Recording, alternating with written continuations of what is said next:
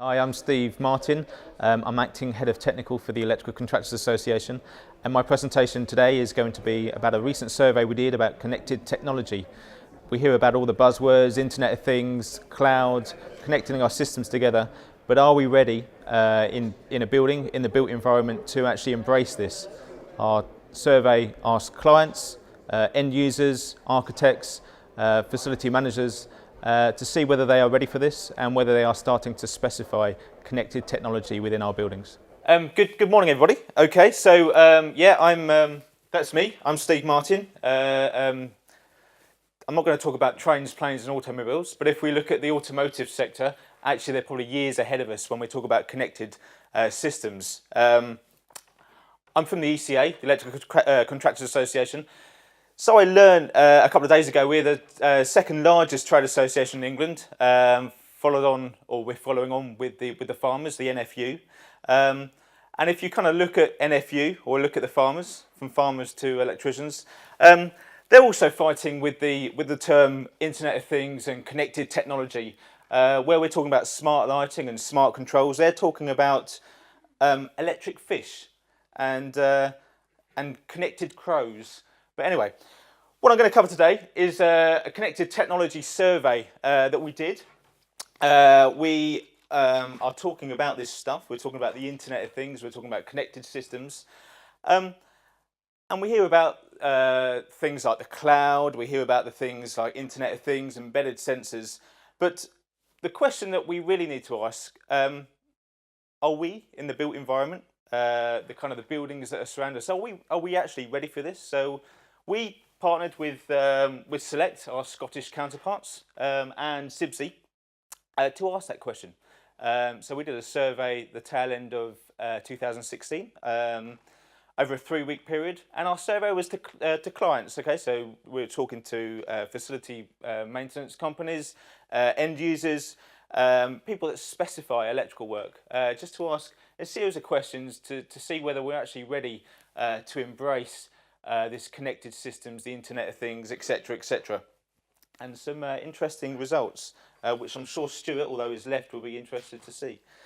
The first thing we kind of put out there, just so we're all kind of singing off the same hymn sheet, was actually what we mean by connected systems. So what we said to them, a technology that kind of enables a connection to the internet, so we can start looking at an automated task and a reactive task. And ironically, 94% of people agree with us. So we're kind of on a good starting ground. Then we went on to ask two significant questions.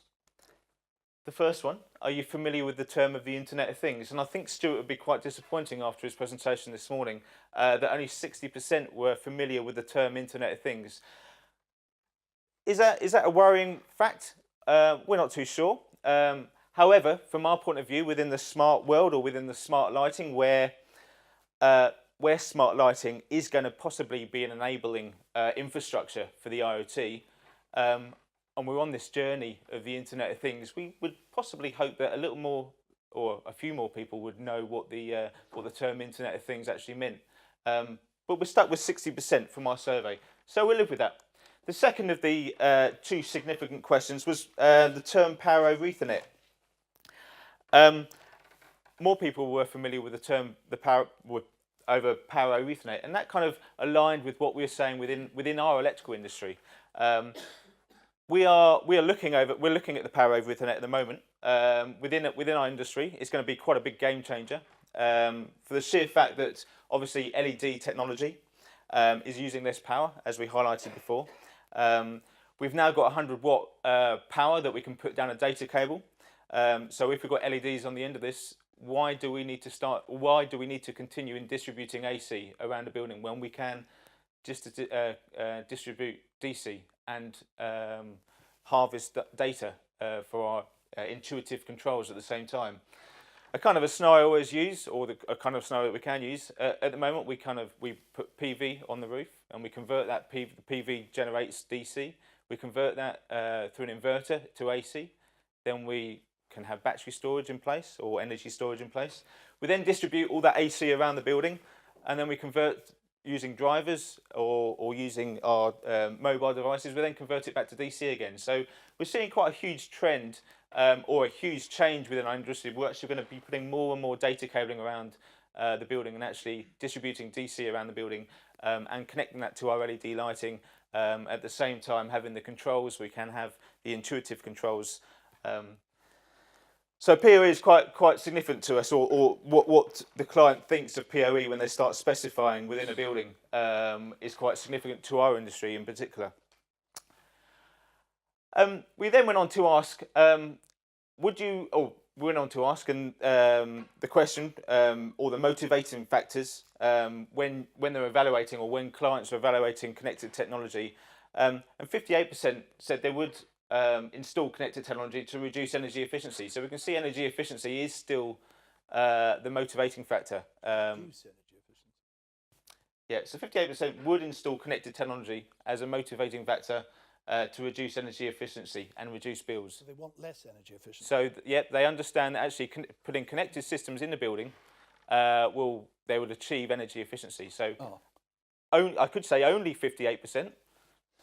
No, I'm sorry to interrupt you, but That's I okay. think actually what you're saying is probably to improve energy efficiency or reduce energy consumption. Yeah. So that's So no, they would install connected. So 58% would install connected technology to reduce. To reduce. Yeah. I get your point. That's yeah, what I was trying. Yeah. So 58% would use connected technology or connected systems, connected smart lighting to reduce energy efficiency. So they're aware there are some efficiencies that we can put in place by digitalisation, by the energy efficiency. However, when we scrutinise these results a little bit further, not only is energy efficiency a game changer or a decision maker, but actually security, safety and security is actually coming up there. So security or having connected systems to enable security of your building, to secure your assets, is also becoming aligned with energy efficiency, which was quite interesting. 73% also believe within 5 years all our commercial buildings are going to be smart. That's quite a high percentage, Nevertheless, when we looked, again, scrutinised the results a little bit further, when we looked at homes, when we looked at the residential era, there was no connection between, or they thought less homes would be connected. So there was no connection between the living space of home and transporting that into your commercial environment or your work environment. So the analogies of bring your own devices, using your iPhone to kind of set your temperatures, set your lighting levels for your home, and then transporting that into your commercial environment, that wasn't on the radar. They just assumed that 73% just assumed our commercial buildings would be smart, but our homes would be less smart. We won't. The economics didn't necessarily stack up to put connected systems within the home, which was quite an interesting. And what that emphasises for us within the electrical industry in particular, we've got a few standard changes. You may or may not be aware of what we call the wiring regulations, but we've got Part 8 coming into the wiring regulations, which looks for the first time at energy efficiency within electrical installations. So what that means for us from 2019, we've got to start considering how we can reduce energy bills, how we can design our electrical systems to reduce energy losses and to reduce energy costs. We've also got to look at how we can take advantage of switching tariffs. So we've got to design into our building how we can take into consideration switching tariffs. We've also got to optimise performance, and we've also got to look at the maintenance regime. So we've got to look at reactive maintenance. So how we can monitor our buildings so we have less reactive maintenance. This is potentially going to be embedded into our standard. So that kind of looks or that sways more in the view of management systems, smart lighting systems, stuff that we've got to start putting into the building as part of our standards from an electrical contractor's point of view in design. That's starting to be embedded in our standards. So it's going to start pushing that 73% within commercial buildings. So that's a potential driver there for the electrical industry. We then asked, as part of our consultation, or as part of our big data, or as part of our survey that we did, What were the main barriers? What are the main barriers of actually installing connected technology? What are the main barriers of installing smart lighting? And obviously, still the main barrier is cost. Cost is essentially the barrier that people aren't embracing smart technology or aren't embracing connected technology.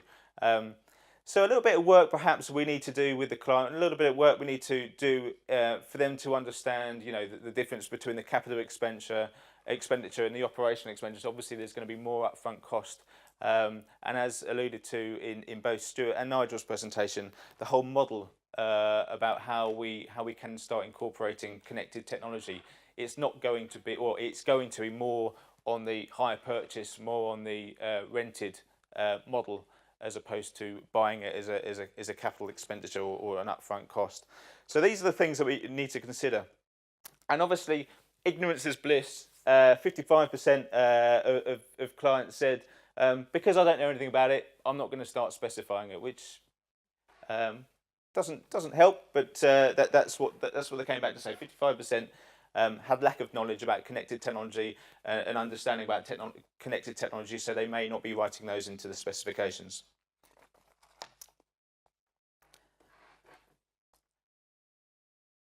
As we've highlighted again through Stuart's presentation, security is the big barrier. And almost 4 in 10 of our clients, so 39%, said they don't take any steps to protect their smart installations from cyber threats or cyber security, which in fact then is a barrier because they don't understand, or they see cyber as a threat, and they see by putting connected devices in, by connecting things up to or connecting their systems up to the internet, they're going to expose themselves to cyber threats. So again, within the industry, we've got to do a little bit of work in ensuring or putting that confidence in place that when we are, as contractors, as electrical contractors, putting connected devices in, that we are securing them. We're actually putting that processes in place, that they're going to be changing passwords, that we are following manufacturer instructions, etc., because there's a lot of stuff out there at the moment. Going back to the website, the IT guys here highlighted, that you can buy, you can put into your plug and play into your own system, but it exposes your network open to cyber security. And that again was one of the biggest barriers in clients specifying or putting in place connected technology within the home or within their buildings.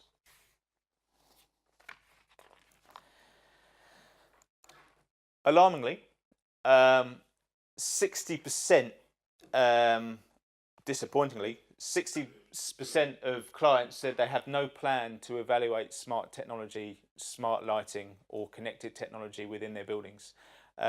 Significantly high, you must admit, but 60% of clients said they had no appetite to consider smart technology. Okay, we think that might be high, but if we're considering kind of the convergence of smart and the journey we're on, maybe that isn't so significantly high. So we kind of started this journey for some back in 2000 or back in the beginning of the century. We've got an end play of 2030 where we're looking at the convergence of smart. So we're kind of halfway there. 2017, we're halfway along. And halfway on that journey, and 60% realise, or we got 40% on board with us on that journey. It's not such a bad figure, perhaps. There's still some more work that we need to do, and there's still some areas that we need to change these targets, as in smart meters. I don't think we're quite there yet from 2017, but we're certainly on that journey, and we've got 40% of clients on board with us looking at connected technology. There's still some more work to do because there's still that 60% that are not considering connected technology at all.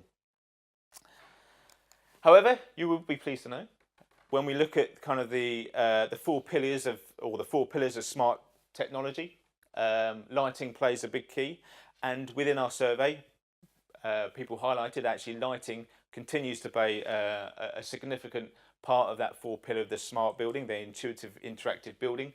As well as CCTV, so as well as safety and security. Those two pillars are significantly realised by clients that actually that is going to form part of their smart technology. So among the emerging technology itself, And obviously we've got smart lighting playing a key role within kind of our urban life set for 2030, going to be a key player in the infrastructure of our connected devices. Smart lighting lighting also plays a key role, as highlighted in the survey, within energy efficiency, and it also plays a key role within our safety and security. So smart lighting is going to mature, it's going to evolve. It's not a revolution, it's almost an evolution of the technology we have now. And it's certainly playing a key role, or it certainly will play a key role in the next 5 years for our clients and for our buildings. So to conclude, and I've kind of whizzed my way through this, but to conclude, clients are recognising, from our survey, clients are recognising that smart technology, or the revolution of smart technology, is out there. However, they are slightly reluctant to jump on board in specifying this technology. And we can look at that from two areas from our industry. Because of our fragmented construction process, the way we specify work, Stuart highlighted it earlier, the way we specify work, how our contracts are put in place, it's very difficult for us to actually see an area where connected technology can be embraced fully, and that model that pushing forward, that maintenance model, that HP model, or that hire purchase model, we need to kind of rethink, or we need to start putting in place. So we need to rethink where we are now within the construction industry for us to enable smart technology to be incorporated within our buildings going forward. That's me. Thank you very much. Thank you very much.